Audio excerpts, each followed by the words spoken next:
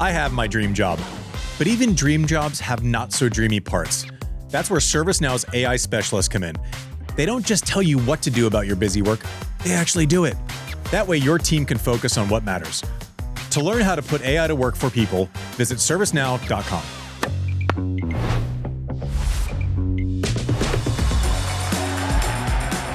Hey everyone, welcome to Serve, brought to you by ServiceNow. Man, the cadence for Roland Garros is pretty, there was a lot of shows. There's a lot of shows. Yeah. We did a lot. We loved every second of it. I've even been in, like we've been doing stump stuff this week and it's still just, I didn't know what to do with my hands. It's like free and easy, you know? One of the days where we just did one show a week. Welcome to Served. I'm excited for grass court season. I always said like one of my happiest days of the year would be all it took to go from, at least for me personally, because I sucked on clay, just a little 3-hour train ride. And you pop under the little channel and you pop up.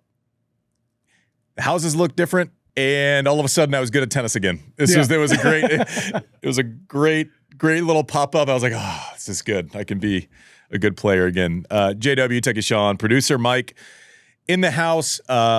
Let's get to the Racket Rundown, brought to you by Wilson. Let's get to some results. We're going to get to a little Serena later in the show.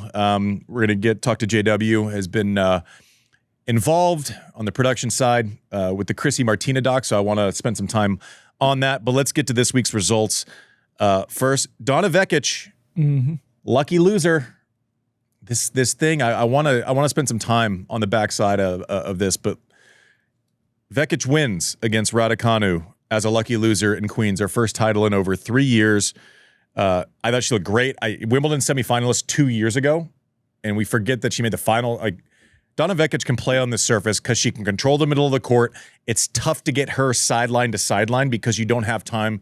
When the ball is coming hard, flat, through the court and skidding, it is tough to create angles.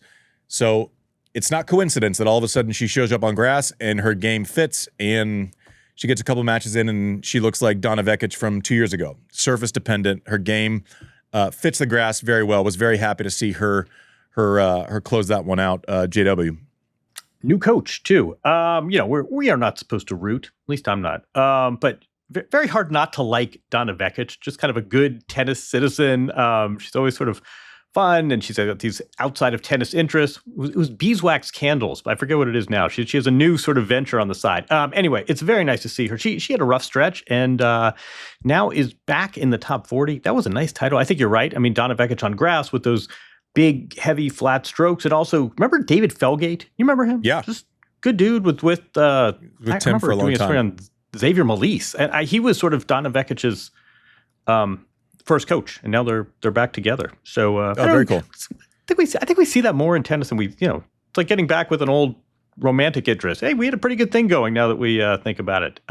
We've been seeing that more and more. But Donna Vekić back with David Felgate, very nice result. Watch for her at Wimbledon. She probably will be. I don't know what her ranking. I think she's like 34 now or something. She's up, be seated. She's up in the mid-30s. Yeah. I'll tell you this. There's a lot of people in that draw that want. I don't know if she's playing this week or not, but there's a lot of people that want to see her get seated. Mm-hmm. She is not. Yeah, exactly. I mean, I don't care who you are. I don't care if you're Sabalenka or Coco. You don't want to see Vekić first round on a grass court, especially when she's got matches underneath her belt. That's a warning shot. I want to discuss Emma, but I think there's more to that. I think you had some stuff on it, Mike, so we're going to save that for the end. She had a great run. I love the way she played, just purely on tennis and not decision-making and not the fishbowl that exists around Emma when she is in England and playing well. Her game translates to grass. I think grass is her best service. I know she won the U.S. Open on hard court. She switches directions great. She hits behind people really well. She's able to take that forehand and kind of hit that, and let's not get crazy. It doesn't mean she does it as well as this person. It means she's capable of doing it similarly too. Off that right foot, cutting the corner and coming in off the forehand side like Roger did, right? Like she has that play. Obviously, it's not as effective. He's the best ever at it. But she volleys great when she's serving well. If she's not strictly just getting overpowered, I don't see her losing a lot of matches on this surface, right? People can still go through her. Vekić largely did that for the afternoon. But I thought it was a great result for her. A lot of similar storylines with Richardson and her coach coming back, 5 years later. The what if game is a tough one not to play in that scenario, but we'll get to Emma a little bit more on the other side. Robin Montgomery, qualifier. Like, think about what we're doing here. Kralinska in Roland Garros, qualifier. Vekic, lucky loser in Queens. Robin Montgomery, qualifier, and wins the tournament. Krejčíková has to withdraw in the final. So a little bit of a want situation. But listen, you're 194 in the world and you go win a title as a qualifier. Well done, Robin Montgomery. Fun lefty. It's good to watch her play. Again, this does not put her in the main draw of Wimbledon. She will win a title and then have to be in qualifying going into Wimbledon. There's going to be no wild card given there. So it's back to it's weird. You play in a final and then all of a sudden you're back to the drawing board, JW. I just looked this up, so I'm cheating. She was ranked 484. Yes, coming in. Yeah, she's coming the off dreaded a wrist injury. Yeah. We've talked a lot about wrist injury in the last few weeks. Here's another good news. She seems like she's been around a lot. She hadn't turned 22 until the U.S. Open. But the lefty game, and she's had a lot of nice wins in the juniors, and then coming up, and was clearly sidelined, but. Yeah, God, this qualifying draw is not half bad either. But what a win for her, and nice American lefty winning a title at age 21. Round of applause, Robin Montgomery. That's a nice result for a player we haven't heard from her in a while. So very nice. It's also concerning when you see a withdrawal with Krejčíková. You kind of are at the point and she was who Montgomery got the walkover from in the final. Two-time slam champion, won 1 million doubles titles, was 2 in the world in singles, 1 in the world in doubles. A great player. In my opinion, she's a Hall of Fame player. She has had so many injuries. It's like it's the street with a speed bump, right? There's a stop and a start. You get, and then you have to slow down. You go, and then you have to stop, and then it stops, and then it's just. I was relieved when it was an upper. This is going to be in. Don't take this like in an insensitive way. Let me get to my point. I was relieved when it was an upper respiratory infection. Now, that can be remedied with medicine. I'm happy it's not like a torn meniscus in your knee or something that is going to put you out for months. Krejčíková was rolling in this tournament before she was sick or while she was sick. She's another circle Vekic if she's unseeded. Circle Krejčíková as someone who nobody wants to play first or second round in this tournament, especially when she's one of those players, she wins 4 matches and you go, oh shit, here it comes. She could win. I mean, the year she won Wimbledon, she barely won matches the entire year. Like she didn't, she's the what if game you can apply to so many players, but like there's no doubt in my mind that when Krejčíková is healthy and firing and in match shape, that she's one of the 10 best players in the world, JW? Is that a nutty thing to say? That's about right. Yeah. This is a player I'm just talking about like athletic. when she's in form. She's a great, I think you're right. She's a Hall of Famer if she retired tomorrow. Yeah. She's 23 months removed from winning this tournament. Yep. She has a wild tennis resume. It's not quite Raducanu level, but she's won 2 majors and Lord, so many doubles titles, and she doesn't get in her own way. She's athletic, she's versatile, but I think a lot of her strength is mental. And you're right. The issue has been physical injury over the last 24 months. But I think what is she up to? So she's 39. So in theory, she could still be seated at Wimbledon. Talk about another player you don't want to see anywhere near you. But it's a lot of withdrawals. You have to figure if she has an upper respiratory issue that she's not playing this week. Like it's tough to retire on a pull out on a Saturday or Sunday and play on a Monday. Like if I'm her camp, I'm going, you got the matches, you got the confidence, let's get better and not turn this into a 10-day exhaustion ordeal. But the other thing about her, and we often apply this narrative to people who are aggressive with their personality or chippy or edgy off the court. She's none of those things. She's like one of the nicest people that's ever lived, but she's not scared of anyone. Like I don't think she cares if she's 65 in the world and playing someone 2 in the world. She's got she's got all upside. The person 2 in the world is gonna be a lot more scared to play her than vice versa. I mean, is that a nutty? I feel like I'm just. No, I think that's really well put. There is a level of confidence there, but it is a soft power confidence. Yeah. And this is not someone who courts drama. She wins a lot of. Remember her match? It was the Taylor Townsend match at the Open. She actually had match point at Roland Garros against Haley Baptiste, I think.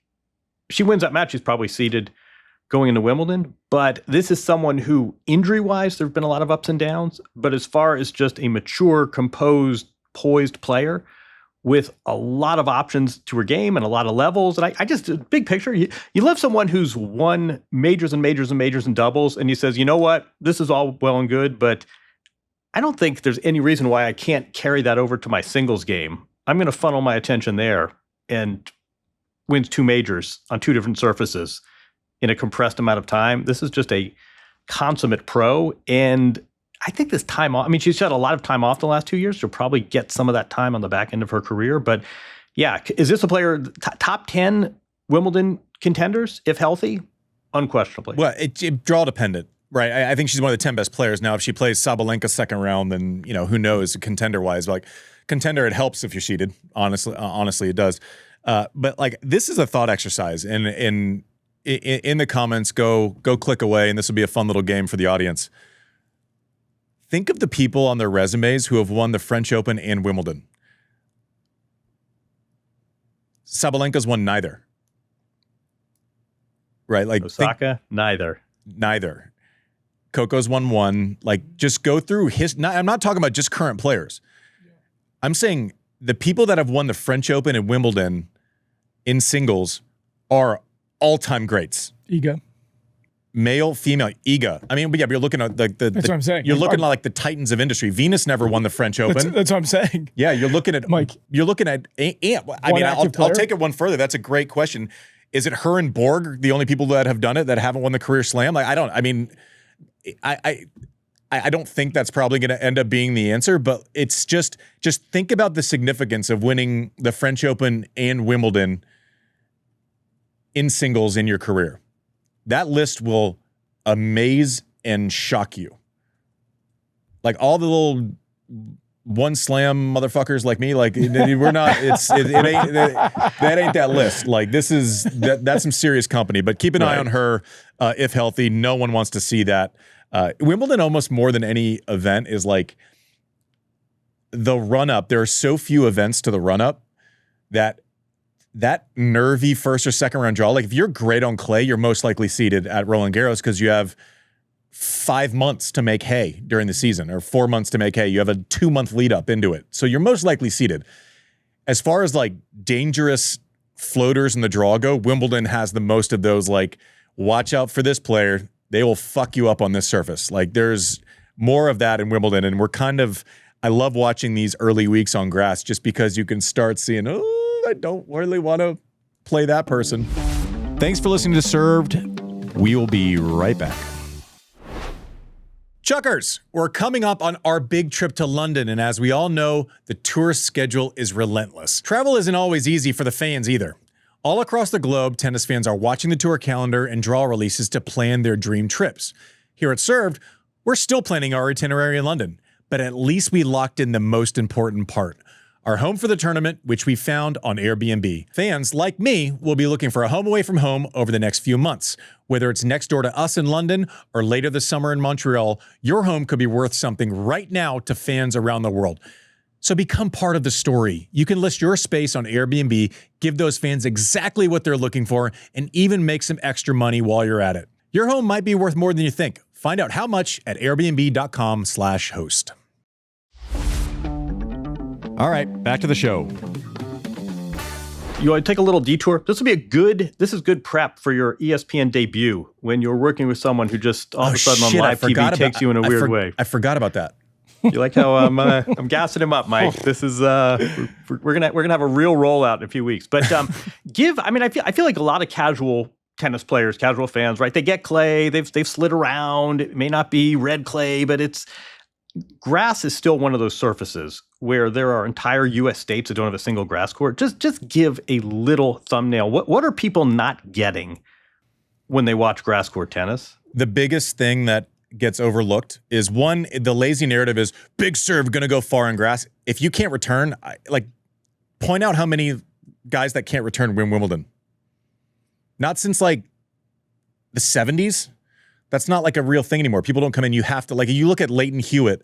He was a nightmare on grass. Didn't serve huge, but did he hold, I don't know what the numbers are, 10% more because grass was helping him? And did he break less?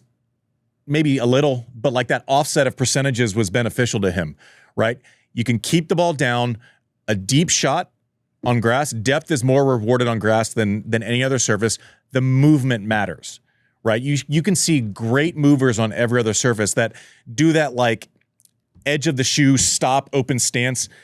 A lot of times in Wimbledon, your best play is running through the shot by half a step or a full step, right? Contact and the impact on the ball matters more on grass than any other surface. If you can chip and take time away, if you can cut the corner and play an approach shot kind of on the move and take it in, all of that stuff matters, right? Ball flight matters. This top spinny, get out of trouble with height, Kvalinska style from Roland Garros, that shit doesn't translate on grass. There are so many nuances. Hard return through the middle. That's why Novak has done so well for so long. Like if you're picking a ball up off your shoe tops in the middle, you can't create angle because the ball is shooting through. So you kind of have to play up to someone. And if the ball's up at your shoulders on grass, it doesn't take the spin, then you can drive it to the corners.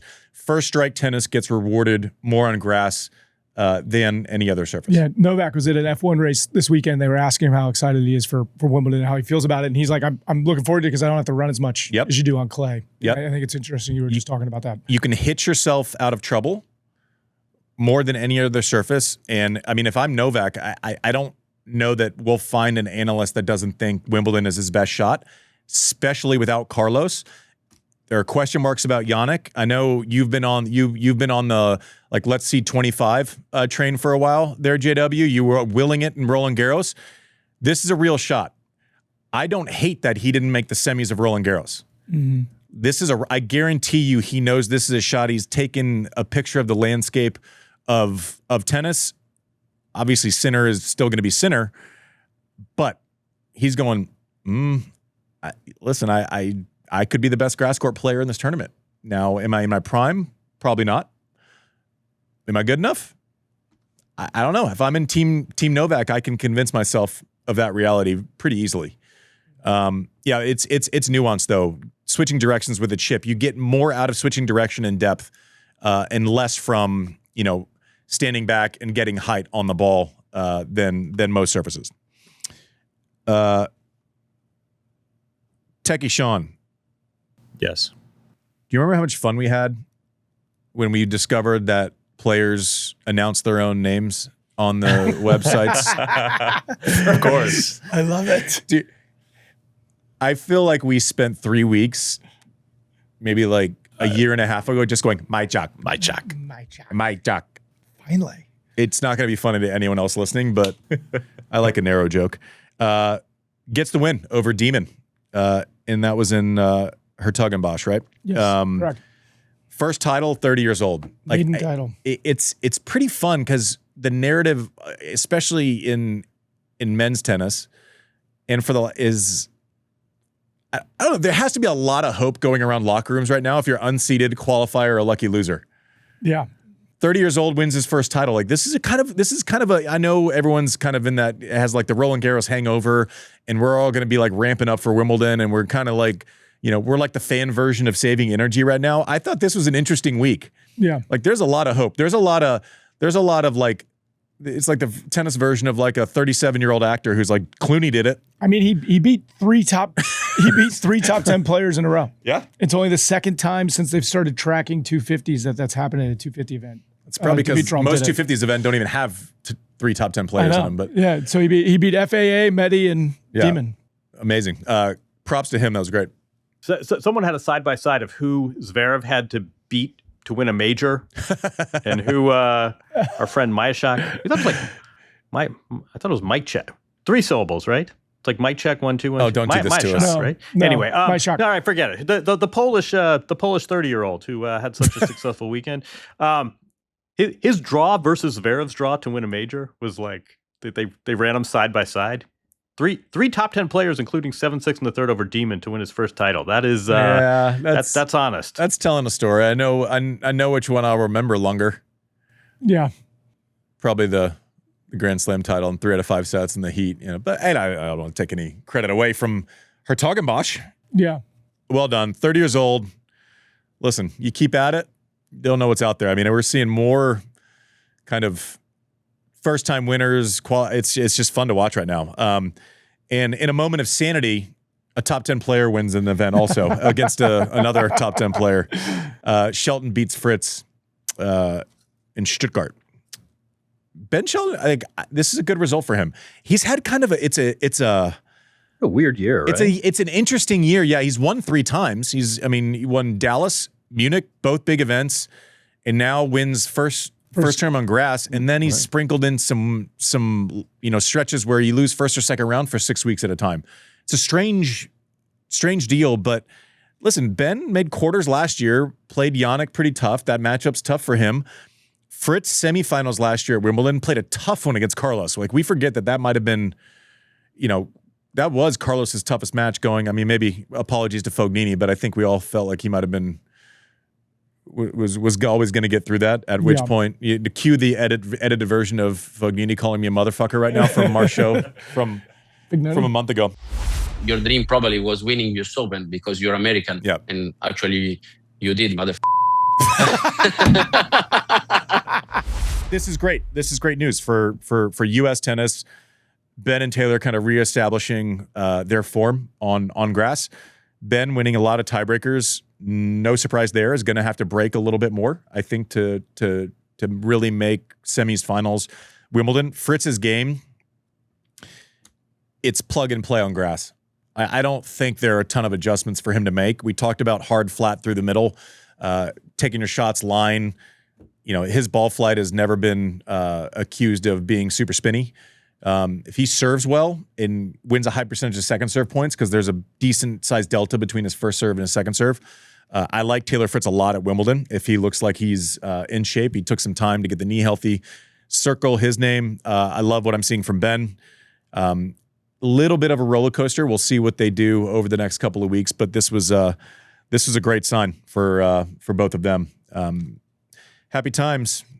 I'm sure neither one of them is disappointed to be off the clay. I love your anecdote because I feel like there's almost like a great someone do a feature, a mini doc on it. You get on that you take that Eurostar. The Eurostar. It's 2.5 hours. My joke is get a window seat so you can see the fish. Yeah, but that's a joke. But you're 2.5 hours. It's 2.5 hours. You come up through the English Channel. You're in St. Pancras Station, and all of a sudden, it's a completely new. It's like such a reset for so many players, and you're not going that far. It's the best. You are in a different country, different surface, different weather, and in a 2.5 hour trip, it's like time. It's a complete reset, and you can sort of flush out your clay results. And if you're Taylor Fritz or Ben Shelton or whoever else had a disappointment in Paris, it's like a whole new lease on life, and you see it again and again. And I mean, zero predictive value for how you play in Paris to that first week of grass. It's like a complete, wipe your hard drive clean and start over. Oh, there's so many things about what you just said that's amazing. You get up, I was never, travel day is a travel day, get a workout, but I was never one you land or you take a train or you're moving bags and you move into a hotel. I was never one that felt like, oh, I have to go get in a hit, especially because I would always get to Queens early because I wanted to get grass court practice, and that's, was the start of, trying to pursue a Wimbledon title.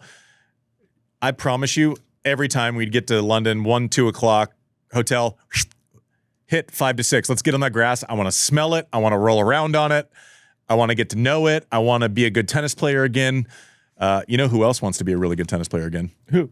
Serena. We'll talk about her after the break. Oof. Smooth transition. Look at that. Thanks for listening to Served. We will be right back. This episode is brought to you by ServiceNow. Look, I have my dream job. I watch tennis. I think about tennis. I talk about tennis. But even dream jobs have not so dreamy parts. The stuff that gets in the way of the actual work. That's where ServiceNow's AI specialists come in. They don't just tell you what you should do about your busy work, they actually do it, start to finish. Cases closed, requests handled, no extra work for you. That way, you and your team can focus on the work that matters, which for me is explaining at length why tennis players are the best athletes on earth. Sorry, everyone else on earth. To learn how to put AI to work for people, visit servicenow.com. All right, back to the show. All right, everyone, welcome back to Served. Feeling good? Yeah, it was a really good transition. I'm really proud of you. But you forgot to talk about Raducanu. Damn it. But good effort. Good I effort. just felt it. Good When I said effort. I was a good player again, it just felt natural. We'll get to Serena. Are you just pissed because you don't get to interrupt me to say go to break? I was a Is little there a upset. part of I was that? juiced up for it. Yeah, like I kind of took your moment. But real quick, Raducanu, we were talking about this a little bit off air. Raducanu ran up into the finals, had accepted a wild card into Nottingham like a round earlier in the quarterfinals, and then she proceeded to withdraw from Nottingham, citing schedule. Some people on the internets are upset by this, that we should change this rule, that you can't just bow out of something for changing a schedule after taking up a wild card spot. But I think what stuck out to us is that after that final, one of her quotes was that I haven't really played much this season, but to think that I've made 2 finals so far, which I haven't done so in years, it has to be kind of, in a way, celebrated. It's a good achievement for me, and I'm proud of it. So my question isn't so much about accepting a wild card and dumping it. The question is shouldn't she be playing? Okay, so I need 2 parts of this. One is going to defend Emma, and the other one is going to be, it's like I'm going to have an opinion about it, right?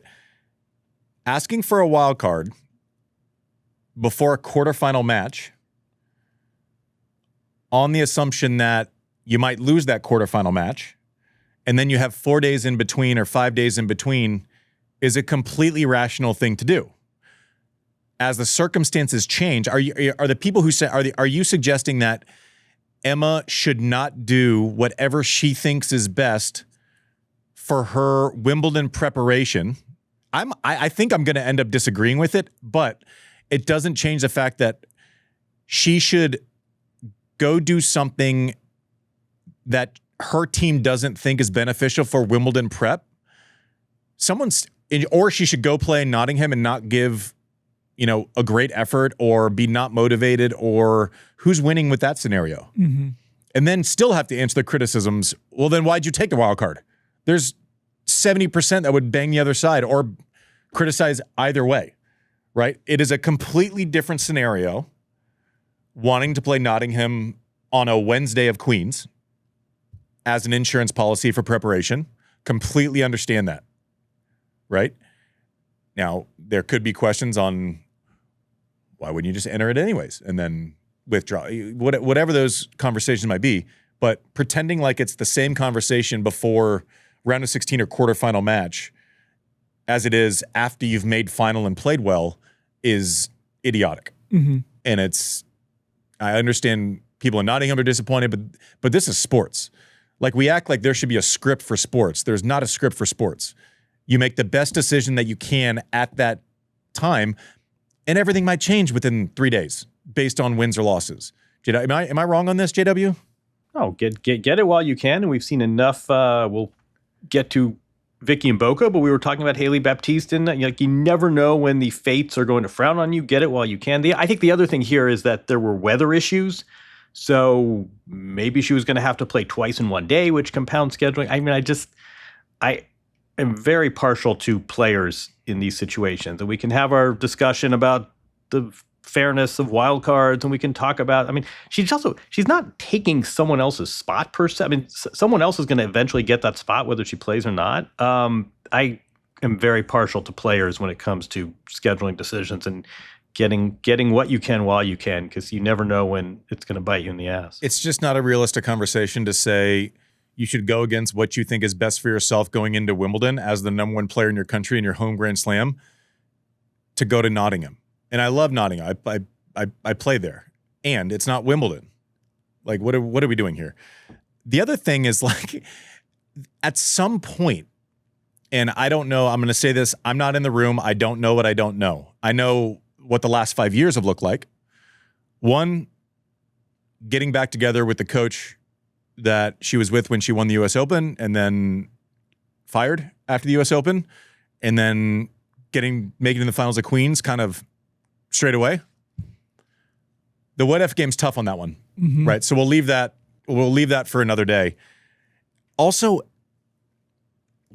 the one time we've seen Emma Raducanu play every day for 3 weeks in her professional life, play most days for 3 weeks, she produced a level that won a Grand Slam.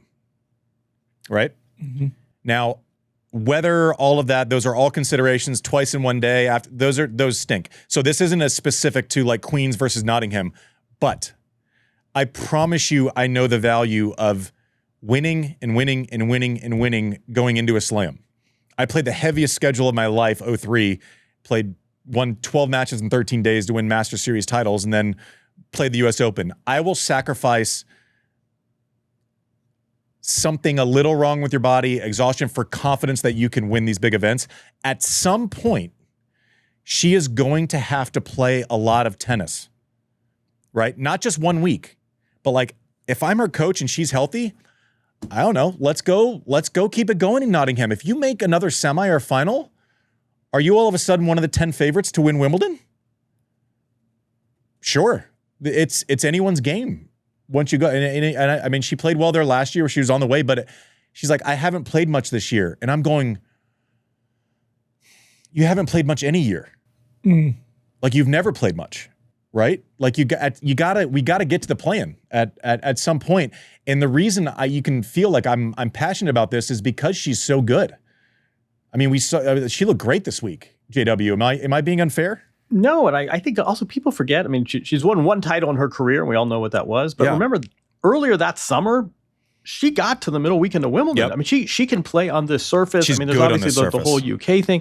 I mean, I was also thinking that take Novak out of the equation, take Carlos, take Sinner, for the normies, right? For players, say, outside the top five. One thing we heard again and again and again was match play really helps. And Zach Svajda comes over early and tries to qualify in Geneva, and that match got him going, even though he lost because it was. And Smolinska had the qualifying run, but she'd even played the week before in like Parma, Italy. For so many players, getting matches is really important. And these stops and these starts, and I realize they're physical issues that fans aren't going to appreciate, but so often you hear players say that all of these matches accumulating, that's what helped me in a major. And the stops and the starts and the erratic scheduling and the mid-tournament withdrawals, and I don't want to qualify. I mean, just go back and look at the last 5 years of her scheduling. And I think she's great. I think she's a great player. I think she handles herself well. I don't understand the hate she gets online. No, I don't understand it at all. Team Raducanu, the one thing I would say is I don't always think she's made the best scheduling decisions to optimize her tennis. Yeah, I mean, the two things you can question, like we hear, and I know this year there have been legitimate issues that we don't need to go further on, but at some point you just got to play a heavy schedule. You have to. Now, whether that's preparation and change it, but we're going on 5 years now. I mean, last year she played 50 matches. That's a lot. What? Last year she played 50 matches. The previous year, 36. 2023, 10. 2022, 36. 2021, 18. And she won the U.S. Open. Yeah, I mean, I'm thinking your top years, though, like you taking 90 matches. I mean, plus. I mean, you just got to play. You got to play a ton of matches. You have to. And once you find form, you press the gas sometimes. Right? Unless you're worried about your body. I mean, she's not 39, you know, like Novak. You gotta get, and I say this because I'm such a fan of her game. Like, I think she's so well-rounded. This isn't me saying I think she should go to Nottingham because I don't know they said there's weather and there's whatever else. At some point when she's playing well, like we haven't heard those stories in the Raducanu camp where it's like, oh, I know that I needed to go play on clay for 6 weeks for the impact. That doesn't seem like it's in the decision making. Hopefully, with the coach back, we kind of get back to what's been working, and hopefully that just means we get to see more of her because this week was so much fun to watch. Thanks for listening to Served. We will be right back. All right, back to the show. Did you have fun watching Serena? Oh, man. I had a great time watching Tell Serena. me about it, because she's been retired since you knew what tennis was. I mean, it's unbelievable. That's not fair. I mean, I worked with her a little bit in my own profession. But it was really cool. It was just like beautiful. It was like this beautiful day in London, which is rare, right? It was sunny. It was gorgeous. Queen's Club's the best. Stadium was packed. Yeah. Right? And she just like, it was just awesome. And I don't know, even the way she closed out the match with a couple aces to set up match, it was just vintage. That serve is so timeless, that motion. JW, what were your thoughts?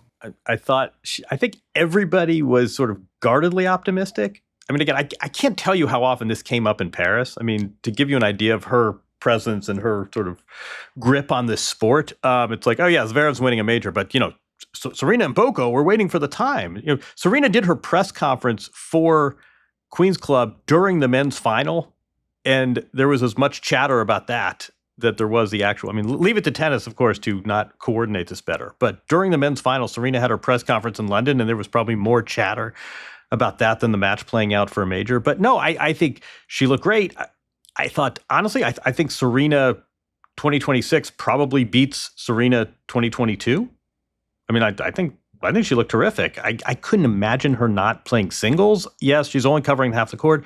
Vicky and Boko, we can talk about the bitter sweet nature of all this, but Vicky and Boko was a good doubles player too. They were a really good team. The opponents looked a little nervous, but I think that's all part of the equation, right? That's all part of the fun of this. You're on the other side of the net from greatness. That's something to bake into the match. It was kind of fun. This is Serena Williams on the other side of the net. And yeah, the other team looked really nervous. Welcome to eyeballs. Yeah, exactly. Exactly. welcome to people watching. You're better equipped to answer this than I am. I mean, how much do you want to extrapolate singles versus covering half the court with 2 sets with Vicky and Boko? The things I don't worry about. Serena's going to be able to serve forever. Obviously, she had a ramp up period where obviously we talked about the showed up at Hall of Fame last year and as the GLP-1 factor, and then if I was to come back tomorrow, the first thing I would do is get on the GLP-1s to lose weight. And therefore, once that was kind of through, then I could train without worrying about wait for injuries, right? Mm-hmm. Every player who stopped would, and it seems like it's worked out fantastic. And it's been great. I'm curious to see what the conversation is moving forward. I'm never worried about Serena Williams hitting a tennis ball. I'm never worried about her being powerful. I'm never worried about her being engaged when she's out there. There's a massive difference between doubles and singles, right? Serena Williams, when she knows where the ball is going to punish that ball, right? We need to see movement, right? I mean, at 43 years old, playing doubles, 44 years old, playing doubles. I mean, I think the average age on the doubles tour is like 39. I think we have to fact check that one, but and if you're not laughing at that right now, you're a doubles player who's pissed at me. Just so we're clear, that you're the only people who didn't laugh. Anyways, we'll try some jokes. Some work, some don't. But the difference is movement, right? So we still don't know what the side-to-side movement looks like getting out of the corners. I don't think that's something that gets better 5 years on. I don't. Now, different training methods, curious about all of it. I think she could go out and win singles matches. I think she's going to hold serve a lot of the time. I think she's going to break serve a lot of the time. I don't think that's what interests Serena Williams. I don't think coming back and beating Moutet is something that interests Serena Williams. I don't. Moutet catching strays. All right. No, not Moutet. I don't think that interests her, but I want to see it. Like, we'll put it this way. You watch her play that match, you see 120 on the radar gun, you see her playing great. You see them rolling through the number 3 seeds, by the way. Like, It wasn't they rolled. You left that match going, I want to see the singles. Oh, 100%. Not this is a fun story. I'm kind of dicey about the singles. I don't know. You meant to go, okay, checked. That box is checked. Let's get to the singles. Let's go. So my question to that, though, is obviously she's trying to get matches, right? And I think easing your way into feeling how you feel getting out of the corners, like you've talked about a lot, like it like age, how much was a at scale amount of competitive tennis really important just to get that? I mean, she doesn't need that push to switch, but the feels of playing a match with a crowd and ball, like that matters. That has value. Yeah. What I want to know is how many singles practice sets was she playing at Queens and how many singles practice sets is she playing in Berlin on off days? I don't think she's going to practice singles or doubles on off days.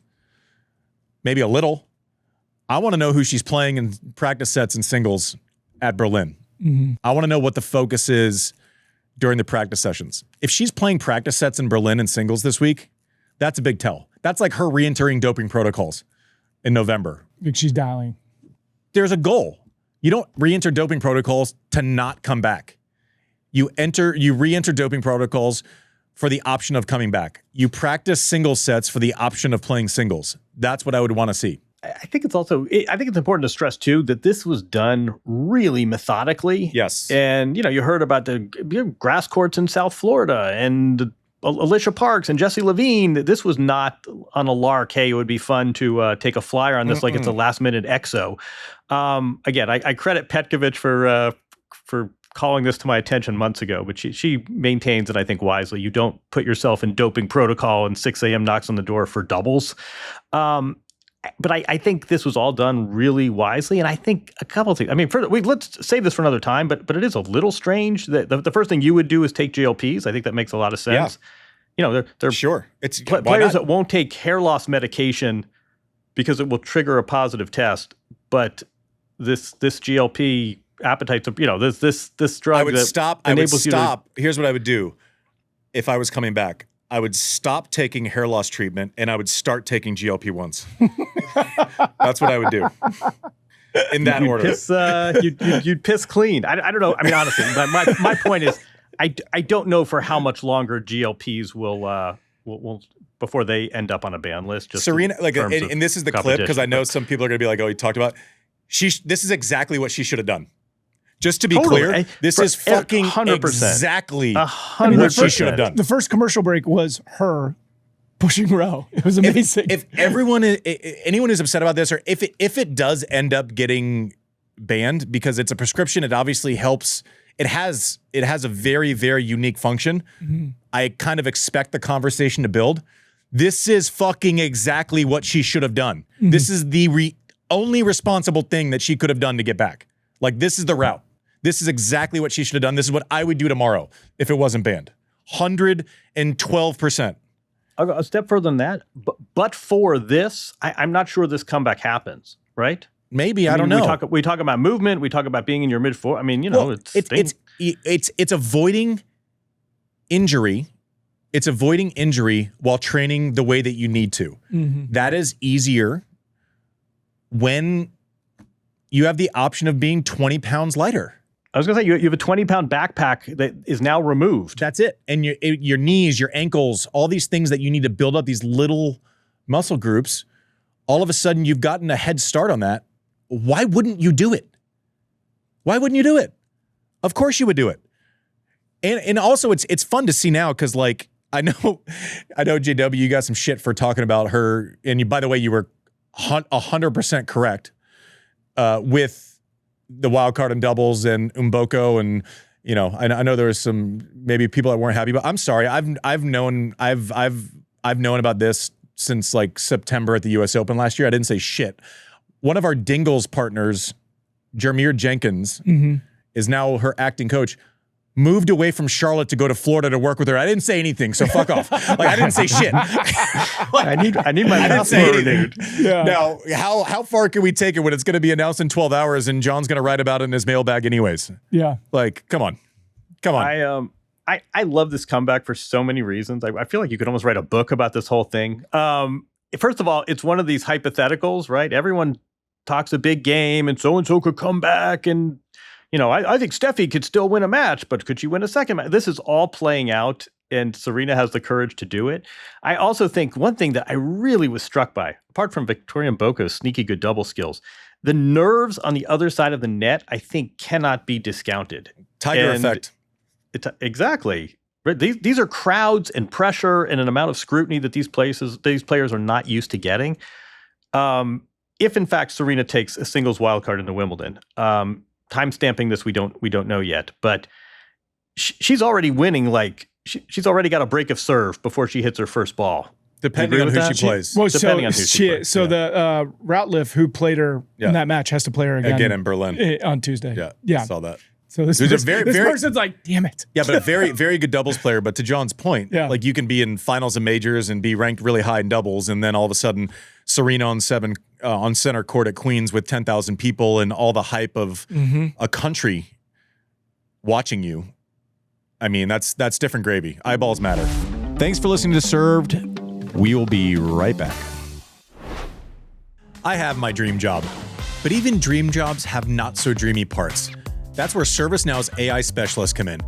They don't just tell you what to do about your busy work, they actually do it. That way your team can focus on what matters. To learn how to put AI to work for people, visit servicenow.com. All right, back to the show. JW, I'm getting really excited for the Martina Navratilova and Chrissy Evert doc. That kind of, and walk us through what happened. I mean, I know you had a big part of the production company that you're associated with, had a big part in this. Talk us through process, tease us a little bit with what we can expect from this doc, and then kind of give us when it comes out, when we can see it, and how we can consume it. I'll start with the easy one. We'll go in reverse order. Netflix. June 26th. Doing a lot of tennis. The final set. Chrissy, exactly. Let's keep pressure on. This a month of the day, I think, after Rafa. These are team sports, these projects. So it was a great Sally Jenkins story that kind of got this whole thing percolating 3 years ago. I encourage everyone to go back and read Sally. It was for the Washington Post. Sally's moved on, but the story lives. And the director, Becca Gitlitz, did a great job. I mean, these films are really team efforts, but I have to say, all immodesty and it's really good. And Chrissy and Martina came to play. They are extraordinary. I was learning things I didn't realize. I mean, they're doing multiple major doubles titles together. Mm-hmm. Like it's great nostalgia, but it's really a great look into this relationship, and it's a study in rivalry. It's contrast. They are. You can't, as different as they are, you can't not like both of them. I wish we had twice as long, because I can tell you there is absolutely gold on the cutting room floor and characters we couldn't get in. It took 3 years, so this was not a drive-by. This was not a plug and play. But I think we, again, I have zero objectivity here, but I'm really proud of this. And I got to, I've done a bunch of these, and some documentaries you're more fond of than others, and some can go a little sideways. This, I think, ended up in a really nice place. And I can't imagine tennis fans not enjoying it, but I also can't imagine people who've never couldn't tell you what color a tennis ball was, just saying, here are these two courageous women from very different points on the map who's eventually they reach a point where they realize, listen, we're going to be bracketed together anyway. One of us has been number one for whatever it was 7 straight years. We've played each other 80 times. They both end up with 18 majors. And I think midway through their relationship, they sort of said, listen, we got to lean into this. We may be depriving each other of a few majors, but ultimately we're making each other better because we're pushing each other and innovating and everything that's great about rivalry. And then in this next stanza of life, they both have cancer together, and they're confronting their mortality together, and they live very close to each other. And it's really, we're used to sort of the Rafa and Roger and mutual respect and rivals can be friends. This is something even more profound than that. And it's just two extraordinary women who have been twinned for whatever it's been, more than 50 years now. And I think they're more different than you might think. They're more alike than you might think. They're great friends, but there is still, even at this stage in 2026, there's still a little current of competitiveness that runs between them. And yeah, I'm really proud of this documentary. Their relationship, just outside looking in, and they're two people that were just my absolute heroes. I think I've sent them both messages just randomly, like, "Can we be friends?" Like I have the ability to contact you without being a stalker. Could we be friends? But their relationship outside looking in to someone that knows their legacy and just knows how important they were and knows their history with each other, it almost like Marty and I live together, and so we're friends, but we're also like brothers. Like we get mad at each other, and we can, have fights and know it's like we're close enough to like actually have real fights. Does that make sense? Yeah. They seem, and then if you compounded that times, 40 years, and then the cancer that they've helped each other through, it feels like a sisterhood, JW. It feels like it's deeper than we're friends and we like each other. 100%. That is a word I've used, and I think there's real. I don't know. I mean, it even goes beyond affection. I mean, there's just this bond, and they both have recognized it for a long time. And as their lives have, they've both been through a lot having nothing to do with tennis. They've both sort of had a lot that life has thrown at them. I think they've both sort of reflected on where they've been and their childhoods. And it's just extraordinary that they've ended up in this spot. And yeah, I mean, I think sisterhood comes pretty close. And you're right. I mean, even now, I don't think I'm violating any. They go through some highs and lows, and we need to talk this out. I think the fact that they both battled cancer. I mean, we have a scene in the film where Martina's delivering soup to Chris Evert. And I'm thinking, when you guys are playing in whatever it is, a 1984 Super Saturday in the final, nobody says to you, hey, listen, you guys keep it tight because 42 years from now, you're both going to be going through cancer and you're going to compare your scans and bring each other soup when your chemo sessions are especially bad. I mean, just you don't know what life is going to throw at you. But yeah, whoever said don't meet your heroes, like that needs an edit. You want to meet these people and like have dinner with them for the rest of time. They're both as different as they are both just extraordinary people, and I hope that comes through. Yeah, I think you can be as different as two people can be. Success, respect, sports in general, like the ultimate unifier. And obviously you when you start layering kind of life experience and like real life, not just, tennis and, super fun time, we're the best. I don't know. I cannot wait to watch this. And, there's some docs that are coming out like, oh, that'll be fun to watch. I can't wait to see it. This one I like passionately want to see. I'm also excited that an entirely new generation is going to learn. You're going to have a 25-year-old who maybe doesn't understand all the nuance and what they went through and what Martina went through to get here and what Chrissy had when she got here. And like that struggle, I cannot wait to see this documentary. Congrats in advance on the work you did on a JW. I don't know. I'm nervous because I know that I'm going to have to work with Chrissy for 2 weeks at ESPN, and I can barely like talk to her. Same with Martina. Like they come up, they're like, "Hi." I'm like, I don't know what to say to them, and I'm pretty sure that this documentary is not going to help that issue for me. Mad respect. Here's a Chrissy hack. As long as we're here, talk comedy with her. Ooh. Thanks in part to her son. She's become a real comedy. She's a huge comedy fan. Ask her about Shane Gillis and Dave Chappelle and Schultz. No, I mean, I could talk about this all day. You'll enjoy Chrissy. Just made a note. Try to be funny. Be funny. Hey, listen, JW, I can't wait to watch it. I'm pumped. We're closing in on Wimby. We'll be back. What do we got? We got Q&A? That's it. We got Q&A, little special grass court season Q&A coming up on Thursday. Kim and Blair will be back. They might have a special guest. They might not. We're trying to figure out schedule on that. And then go check out our socials. We'll have a poll question up about who you think you should give a Wimbledon wildcard to. Oh, that's There's fun. a lot of good names. out there this year. And so I think some of it's heartfelt, some of it's, we feel like they've earned it. Yeah, those who should get the wild card conversations, normally people are able to agree on those all the time. Yeah. This has been Served, brought to you by ServiceNow. We'll see you Thursday. Wimbledon's coming.